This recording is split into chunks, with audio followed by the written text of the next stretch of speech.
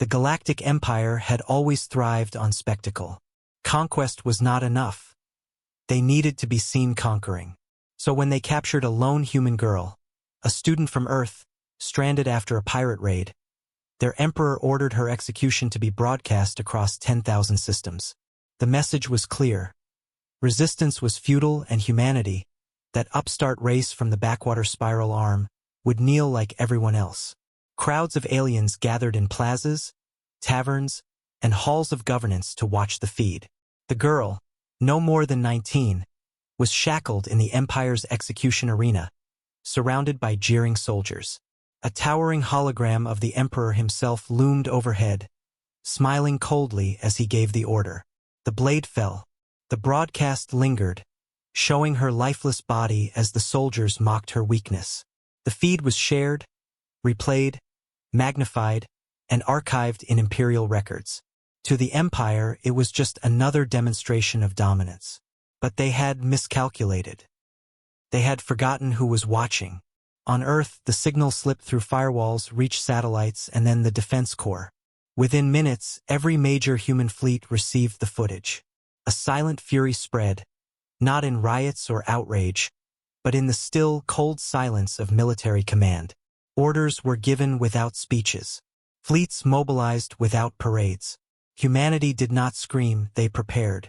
In orbit above Mars, Admiral Reyes stood at the bridge of the Terran flagship Invictus. His voice was quiet as he gave the order. Target their relay hubs. Cut the throat before they know they're bleeding.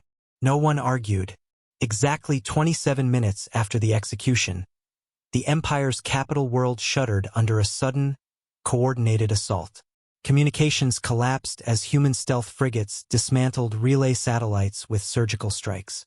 Defense grids flickered as sleeper codes, implanted years ago in anticipation of such a day, activated and fed false signals to Imperial command. Then came the Terran main fleet. The Empire's admirals scrambled ships into orbit, but they never had a chance.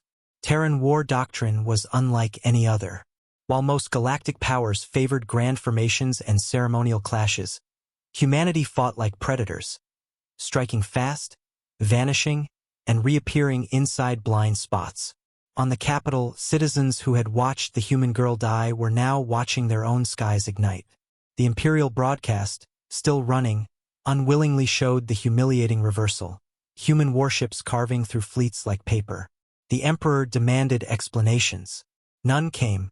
His palace guards whispered of orbital bombardments that had turned entire military foundries into craters. The humans were not waging war. They were dismantling his empire's foundations in real time. And then the moment came that would be remembered across the stars. A Terran strike team breached the Imperial Palace itself. Alarms blared, soldiers scrambled, but none could stop the silent shadows that advanced. Cameras, still transmitting to billions, caught the final image. A human officer placing a small holoprojector at the foot of the throne. The projector lit up. It was the face of the executed girl. Her image flickered above the throne as Admiral Reyes' voice echoed, broadcast into every corner of the Empire. You murdered one of ours. You thought her life was cheap.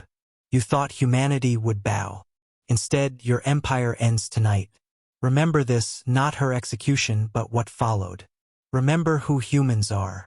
The Emperor's voice broke into a scream, but it was lost under the thunder of explosions as Terran ships fired their final barrage. By dawn, the Galactic Empire was no more. Its fleets shattered, its command structure erased, its people staring into a new reality. Alien historians would later write countless theories on how an ancient, proud dominion could collapse in less than half an hour.